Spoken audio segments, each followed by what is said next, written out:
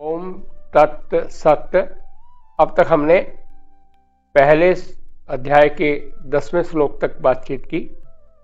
आज हम 11, 12 और 13 इन 3 श्लोक पर चर्चा करेंगे। 11वें श्लोक में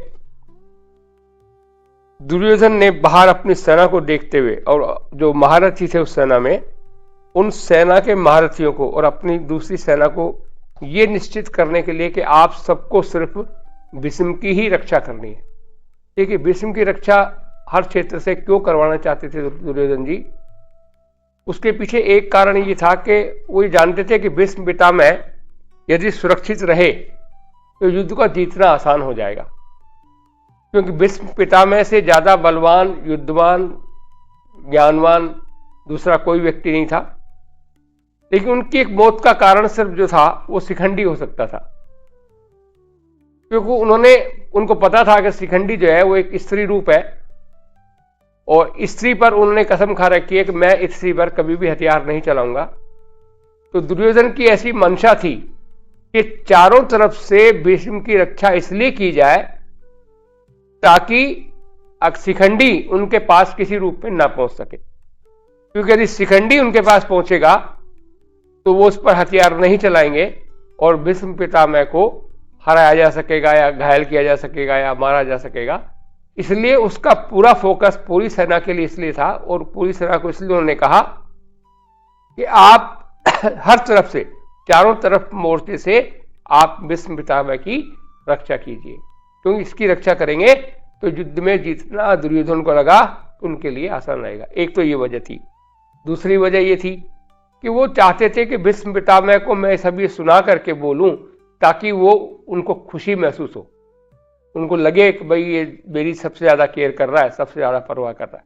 हम भी ऐसे अक्सर जीवन में देखते हैं कि यदि हमें किसी व्यक्ति विशेष को खुश करना होता है तो उसके लिए विशेष तौर से कुछ बातें करके, दूसरों के सामने उसकी बातें करके, दूसरों के सामने उसकी अच्छाई करके उसको खुश करने की कोशिश करते हैं। इस श्लोक में दुर्योधन ये चाहता था कि भीष्म पितामह किसी रूप में भी खुश हो जाए, क्योंकि वो द्रोणाचार्य के साथ बात कर रहा था, लेकिन द्रोणाचार्य ने उनकी तमाम किसी भी बात का कोई जवाब नहीं दिया था और वो शांत थे।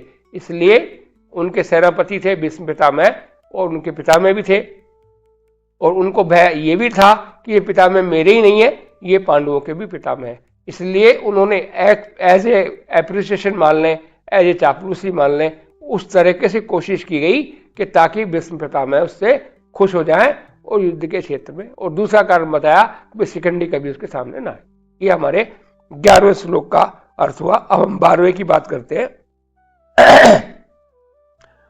उस दुर्योधन के हृदय में हर्ष उत्पन्न करते हुए कौरवों के वृद्ध प्रभावशाली पितामह भीष्म ने सिंह के समान गरजकर जोर से शंख को बजाया।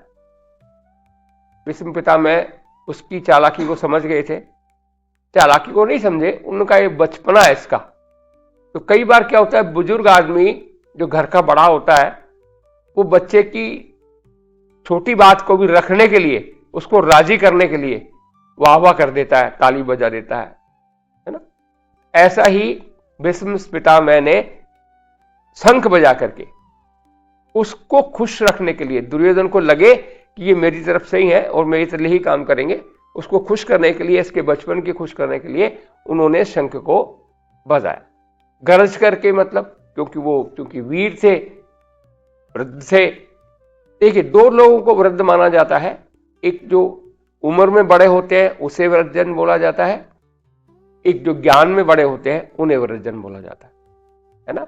तो भीष्म पितामह से बड़े तो और लोग थे वहां, तो उन्हें वृद्धजन क्यों बोला गया? क्योंकि ज्ञान में वृद्धजन वही थे। भीष्म पितामह जैसा ज्ञानी उस वक्त उस क्षेत्र में कौरवों की तरफ से कोई दूसरा व्यक्ति नहीं था, इसलिए उन्हें वृद्धजन की पदवी देते हुए उसको बोला गया। मतलब हम जो ज्ञानी है वो जरूरी नहीं है खाली वृद्ध होते हैं तो ही ज्ञानी होते हैं। इसलिए हमें दोनों लोगों का सम्मान करना चाहिए। समाज में जब हम जाएं, जीवन में हम जाएं, तो समाज में किस तरह जाएं, इस बात का ध्यान रखें कि जो आयु से वृद्ध है उसका भी हमें सम्मान करना है। भले ही आपसे उम्र में छोटा है, छोटे होने के बाद यदि वो ज्ञानवान है तो उसे वृद्धजन का ही सम्मान हम लोगों को देना चाहिए। दो चीज हमने इससे सीखी 12वें श्लोक से कि वृद्धजन कौन होता है और किस किसको हमें समाज में सम्मान देना चाहिए। देखिए, गीता से हम जो युद्ध का क्षेत्र है वो तो अपनी जगह चल रहा है, उसके अलावा हम जीवन में और क्या क्या सीख सकते हैं उस पर हमारी चर्चा का मुख्य उद्देश्य है।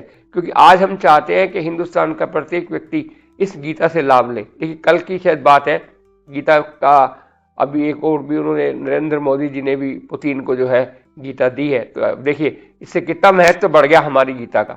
मतलब गीता एक छोटी मोटी किताब नहीं रही, वो इंटरनेशनल लेवल पर भी लोगों ने उसको मान्यता दी है और माना है कि ये किताब जो है मैनेजमेंट के लिए और मोटिवेशनल लेक्चरों के लिए सबसे उत्तम किताब उन्होंने माना है। कल उन्होंने मोदी जी ने भी इस बात को बोला है और उसमें न्यूज में भी आया था कि ये जो किताब है ये खाली सिंपल जीवन को, खाली सिंपल किताब नहीं है, बल्कि पूर्ण रूप से विश्व के किसी भी व्यक्ति को अच्छा जीवन जीने के लिए गीता का होना मुख्य है। इसलिए हम ये चाहते हैं कि हम सभी के जीवन में ये गीता जो है उपयोगी बन करके आए। ये 12वें श्लोक का अर्थ हुआ। आज हम 13वें श्लोक का भी अर्थ करेंगे, क्योंकि 13वें के बाद फिर एक थोड़ा सा चैप्टर में परिवर्तन आ जाएगा। 13वें चैप्टर में देखिए, उसके बाद जो है नगाड़े बजे। 13वें चैप्टर में शंख बजे, भैरी बजे, नगाड़े बजे, जो अलग अलग प्रकार के म्यूजिकल इंस्ट्रूमेंट थे वो बजे। देखिए, हमारी परंपराओं में म्यूजिकल इंस्ट्रूमेंट का क्या महत्व है पहले वो हम समझे। शंख सबसे पहले बजा। शंख का मतलब है कि जब आप अपने जीवन में किसी भी काम को उत्साह से करना चाहते हैं तो शंख बजा करके उसको शुरू कीजिए, तो निश्चित तौर से आपके उत्साह के कारण आपको उस कार्य में सफलता प्राप्त होगी। पहले हमारे मंदिरों में है ना, लेकिन शंख बजाने का भी समय है। आजकल लोग रात को शादियों में कभी कभी जाता हूं, वो दिखाते हैं कि वैदिक तरीके से फेरे करते हैं और रात को 11 बजे 12 बजे शंख बजाते हैं। तो 11-12 बजाने का शंख हमारे यहाँ कहीं प्रावधान नहीं है। शंख बजता है संध्याओं के समय या भगवान की आरती के समय।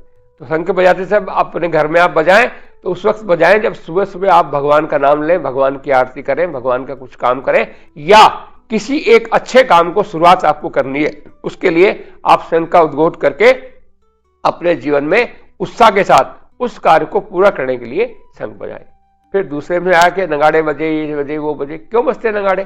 देखिए, किसी भी जोश को उत्पन्न करने के लिए हमारे यहां जो नाद व्यवस्था है, नाद का मतलब म्यूजिकल, तो जब म्यूजिकल बात को बोला जाता है और लोगों के जीवन में जोश भरना होता है तो फिर नगाड़े, डमरू, ये सब जो की आवाज दी जाती है। इसलिए ये भी ध्यान रखें कि किस वक्त कौन से समय में किस कार्य को हमें करना है, उस कार्य के अनुकूल ही हमको वो इंस्ट्रूमेंट, वो म्यूजिकल इंस्ट्रूमेंट हमें काम में लेने होते हैं। जैसे आप बांसुरी लेंगे तो युद्ध के काम में नहीं आएगी, सारंगी लेंगे तो युद्ध के काम में नहीं आएगी, सितार लेंगे तो युद्ध के काम में नहीं आएंगी। वो कब आएंगी?